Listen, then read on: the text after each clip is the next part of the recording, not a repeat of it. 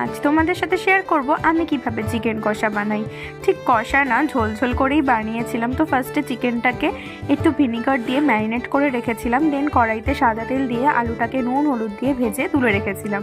তারপর ওই তেলের মধ্যেই আরও কিছুটা সর্ষের তেল অ্যাড করে তাতে দিয়ে দিয়েছিলাম গোটা গরম মশলা আর গোটা জিরে। তার মধ্যে দিয়েছিলাম সামান্য পরিমাণে কিছুটা চিনি, কালারের জন্যই দেওয়া এটা। তো তারপর সেটা হয়ে গেলে তার মধ্যে দিয়ে দিয়েছিলাম পেঁয়াজ, কুচো করে রাখা পেঁয়াজ। তাতে নুন দিয়ে তারপর তার মধ্যে আদা রসুন বাটা দিয়ে ভালো করে মশলাটাকে একটু ভেজে নিয়ে দিয়ে দিয়েছিলাম একটা গোটা টমেটো কুচি করে রেখে। তো সেই টমেটোটা দিয়ে আরও কিছুক্ষণ নেড়ে তাতে হলুদ গুঁড়ো, লঙ্কার গুঁড়ো, জিরে গুঁড়ো আর দিয়েছিলাম একটু মিট মশলা। আমি নামানোর আগে একবার দিয়েছি আর এই কষানোর সময় আরেকবার দিয়েছি। তারপর পরিমাণ মতো নুন দিয়ে মশলাটাকে কষাতে হবে। তাতে কাঁচা লঙ্কা কুচিও অ্যাড করে দিয়েছিলাম। তো মশলাটা একটু কষে আসলে তার মধ্যে ম্যারিনেট করা চিকেনটাকে দিয়েছিলাম।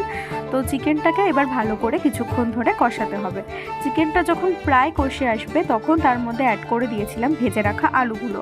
আলু দিয়ে চিকেনটাকে আরও কিছুক্ষণ ভালো করে কষিয়ে তাতে দিয়ে দিয়েছিলাম পরিমাণ মতো জল।